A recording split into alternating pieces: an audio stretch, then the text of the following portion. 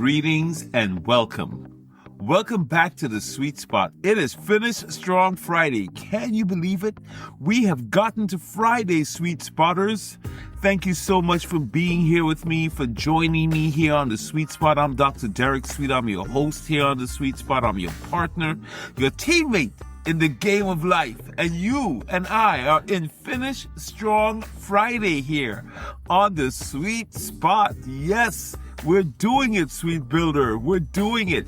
We are in a series. We find ourselves in a series of just searching. The search. That's what we've called it. The search. We've been searching phrases, searching quotes, and just having a good time searching these sayings that are just imparting such insight to us.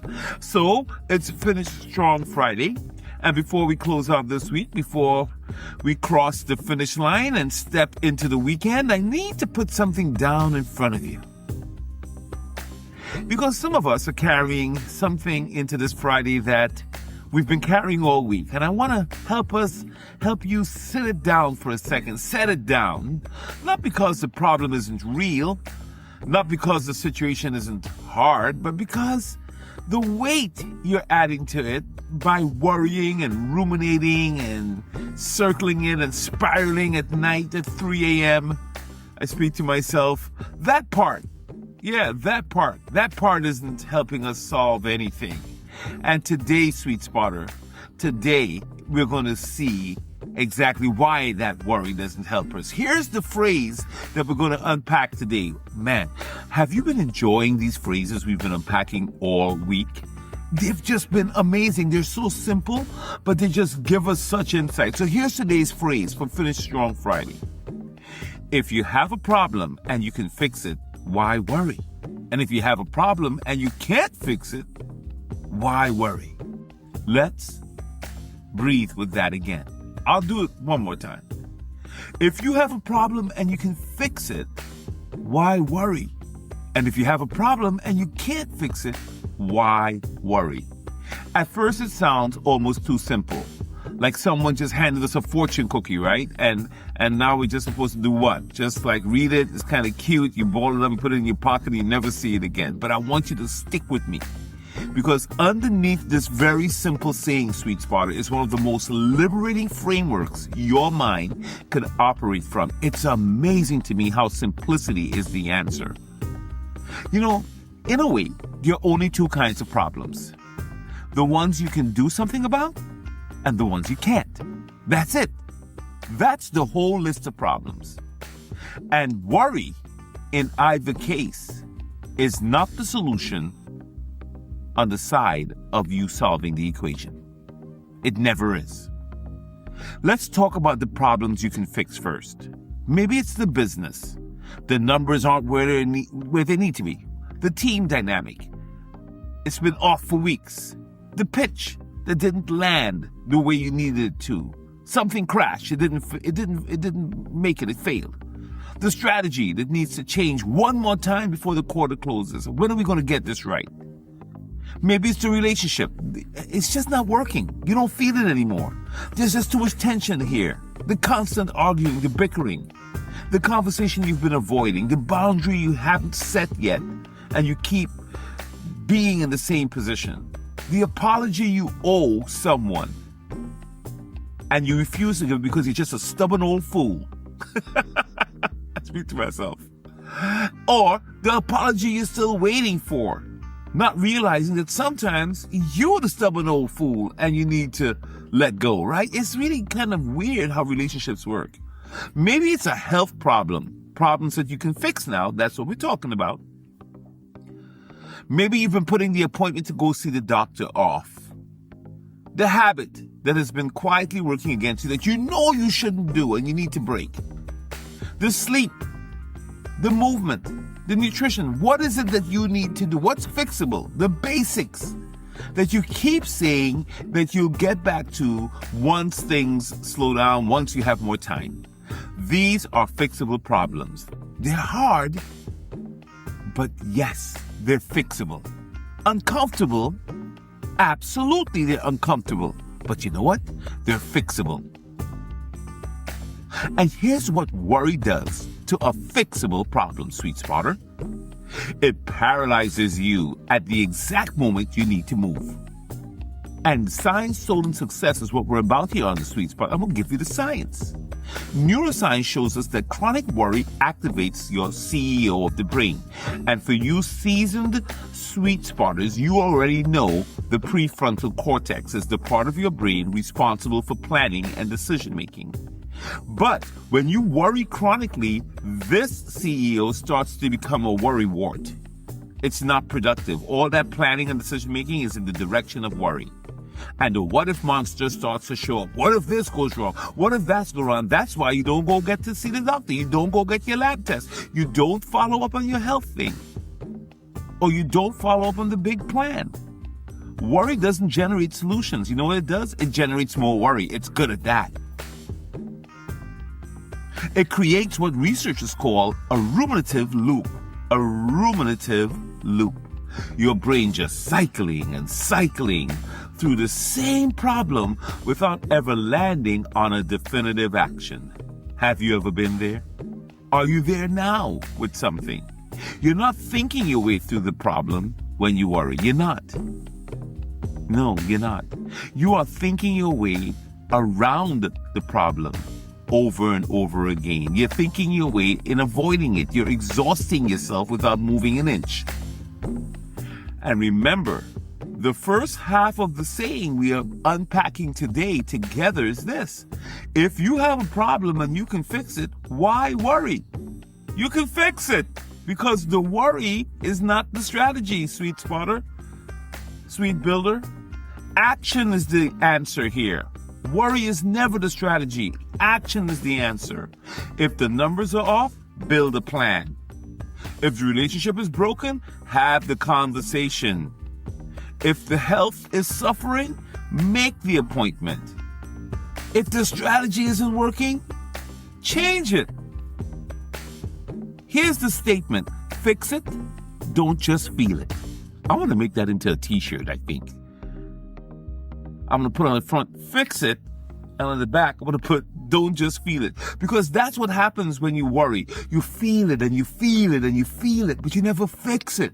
And this is fixable. You know how many counseling sessions I have when I'm listening to folks and I'm like, do you know this is fixable? I get how you feel, and I'm not diminishing how you feel, but this is fixable. Do you want to fix it? In the ancient wisdom, Jesus came up upon this dude that was sitting by some pool of water. I can't remember the exact phrase. My serious Christians probably already know the chapter and verse. And the guy has been sitting by a pool. He's paralyzed for like 30-something years, and he won't get into the pool, which can heal him. And when Jesus says to him, well, what's going on? He said, well, nobody's come to help me, whatever. It's like, and Jesus says to him, well, do you want to be well? Do you want to fix this? Because you gotta want to fix it too. You can't just feel it, fix it. All right, it's Finish Strong Friday, and you want to finish strong, right?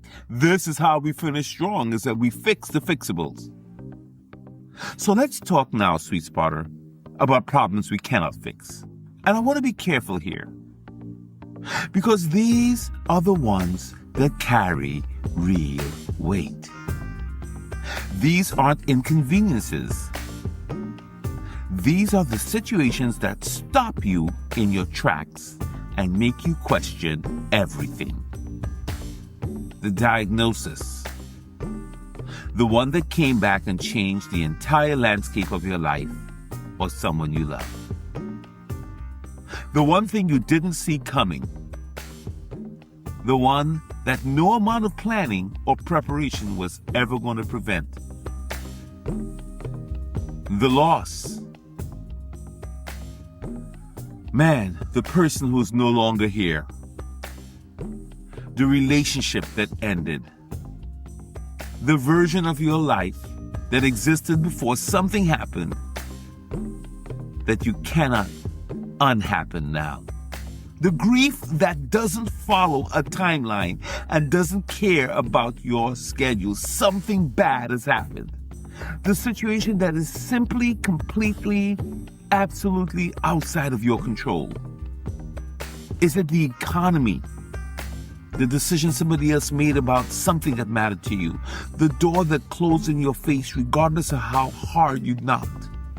You can't fix some of these things. And I want to say that with all the gentleness in the world, because acknowledging that is not defeat at all. It is wisdom. It is wisdom, and we will not diminish it. But here's what the second half of that saying that we're unpacking today is asking and challenging us to do. If you have a problem and you can't fix it, why worry?